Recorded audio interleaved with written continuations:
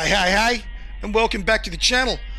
I'm sitting in a Porsche GT3 surrounded by sheep.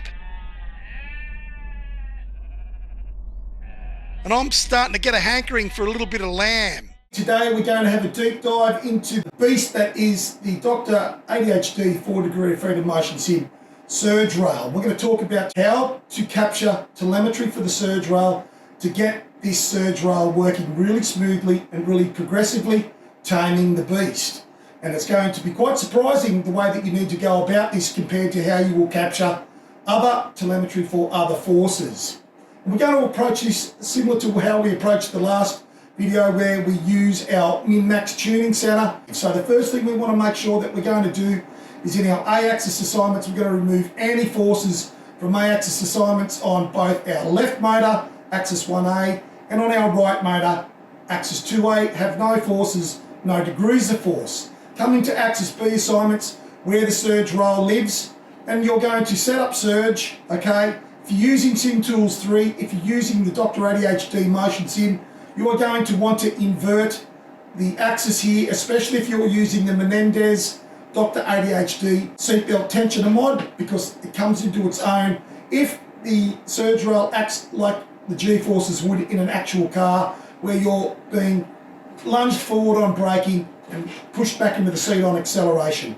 There's definitely a place for reversing the surge axis in a surge rail, and I've tried both, and I've tried both even with the Menendez Dr ADHD seatbelt tensioner mod, but standard G-forces work better with this mod in my opinion. I've only got 20 degrees of force set up here, absolutely no filters at this stage. We're going to look at those very shortly. We're going to save, and we're going to come into our min-max tuning here, and we are going to enable surge into capture mode. We're going to capture, we're going to reset, we're going to sync the game by the launcher up here. We can see our telemetry running there in the input data path there. Now we can click into the game. Now I've decided to go with a modern day, or a more modern should I say, 2017, I think this is, Porsche 911 GT3. For all of you modern GT3 guys out there who love this sort of shit, it's taken me a little bit of getting used to not having the clutch. I've changed my Fanatec Club Sport shifter here into sequential mode, and we're going to capture the telemetry for the surge now. Now, this is where things are completely different. We are going to capture the surge for our surge rail, the telemetry for this, as gently as we can.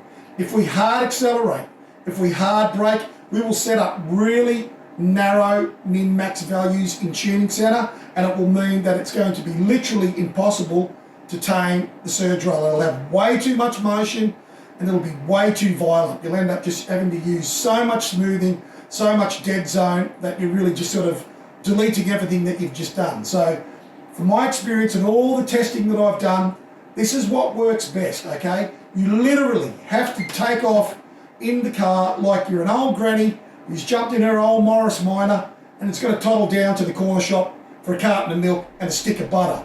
Okay, so we're going to just a little bit of acceleration and gently off the clutch. I know it seems ridiculous, but this is what we have to do. Really gentle acceleration and then off and let the D cell get captured.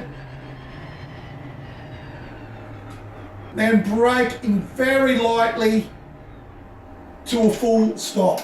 And that is it. Don't do any more or you will have many, many headaches trying to tame the beast.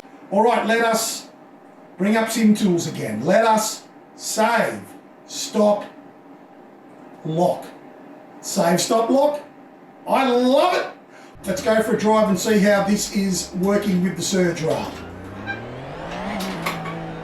Okay, I've got some nice snap there between gears, and you can see, you know, even with the very gentle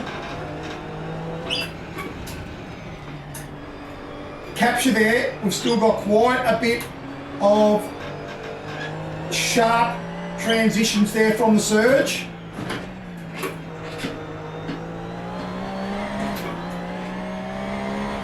A really nice snap between gears. Not a lot of actual travel at the moment, but this is the initial test, all right? So we'll stop. Okay, so at the moment, we don't have a lot of travel. Don't panic about that. Remember, we've only got 20 degrees of force set up in our axis assignments. That's where we'll start to be able to bring in some more travel. So we'll start there. SimTools, stop the connection so you can access your axis assignments. Come into B-axis assignments. Let's dial our surge up to 30 only, okay? Save, stop, reconnect with SimTools and the game. Click on the game, go for a drive.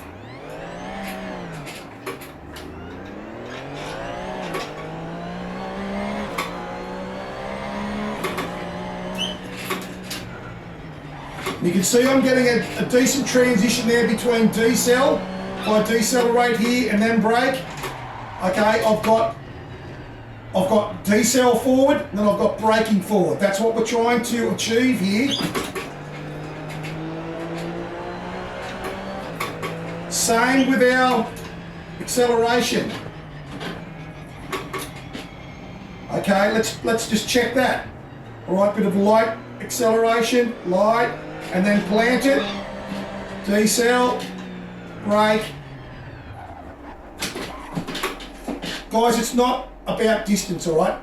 And I knew this to be the case from all the research I did before I built the trolley rail system. That's not about distance traveled. You can't use it, okay? You can't use massive amounts of distance because you won't get the surge rail set up so that it can utilise it properly without it being a mess and without it basically not feeling realistic. So you want a reasonable amount of travel, and my travel is basically 110 millimeters each way, all right? It's more than enough, okay? I'll probably end up utilising about maybe 80 millimeters by the end of me getting this tuned. Enough so that I can feel the snaps between the gears. I can definitely feel the tension on the seat belts, so it's giving me the immersion there I want. I can feel that I'm being lunged forward on braking, and I can feel being lunged back, the seat belts go loose on acceleration, and I get pushed into my seat a little bit.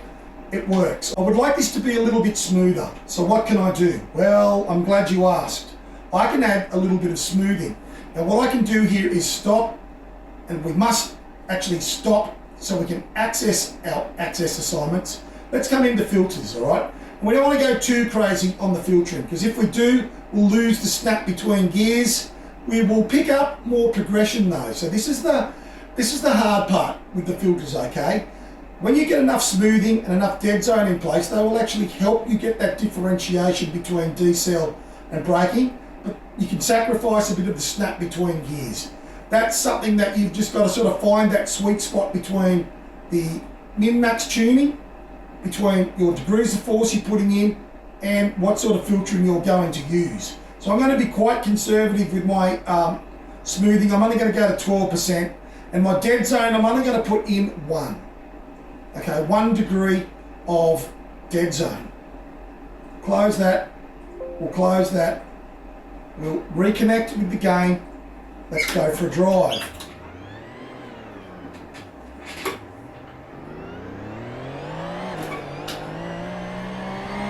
I've still got some nice snap there, you can see it. Decel, brake.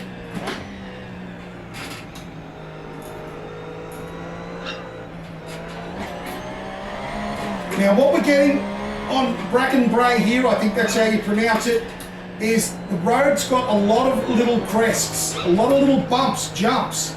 Okay, now that sort of comes through in the surge rail almost like heave. We'll see it a bit as we come through this section. You can see me jolting there. That's because we're riding over these little jumps. So you need to balance that with what would be coming through in your heave, actually on your front motors. This is the trick. This is the trick with balancing all of this sort of stuff.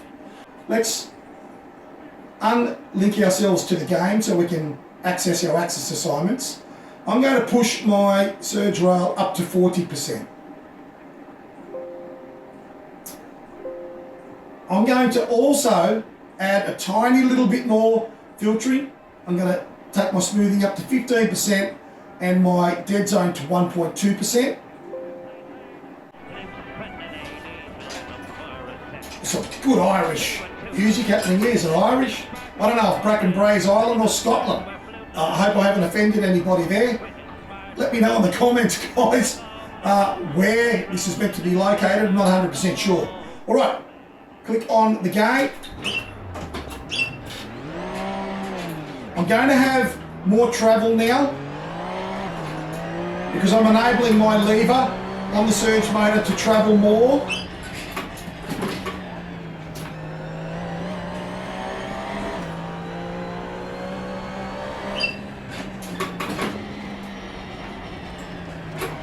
Bit hot there.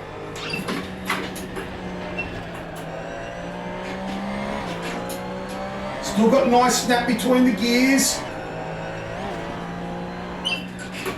See the lunge forward there on decel, and then we've got more travel on brake, and that's really what you're trying to achieve when you're tweaking the surge rail, so it's not all or nothing. And I can tell you now, if you do not capture the telemetry like I showed you right at the beginning of the video, where you do it absolutely as gently as you can, every time you take your foot off the accelerator, it will be like you're braking. Every time you gently accelerate, you will be lunged back like you're hard accelerating. That I can tell you, and it won't matter how much filtering you use, you won't be able to stop that. So capturing the telemetry really, really gently, hardly doing any accelerating or any braking, just a gentle accelerate, a gentle decel, and then a little bit of brake at the end is the best way to set up your captured min-max. It's the best way to set up your min-max, okay? You can even experiment with that then by simply going into the min-max, as you do. Okay, we'll unlink from the game. And again, we could either expand the parameters between our max and our min and test that and see if that feels even better, gives us more separation, or we can try and tighten them a little bit, okay? The more you tighten them though, the more violent the surge rail will become, and the more unpredictable it will become, the harder it will be to tame the beast. Thanks for tuning in. That's how I go about tuning the Dr ADHD surge rail, and I would recommend that you follow a similar path. You'll come up with your own findings and you'll work it out. If this has helped, don't forget to like and subscribe. And until I see you in the next one, you guys stay safe, stay healthy, and take it easy out there.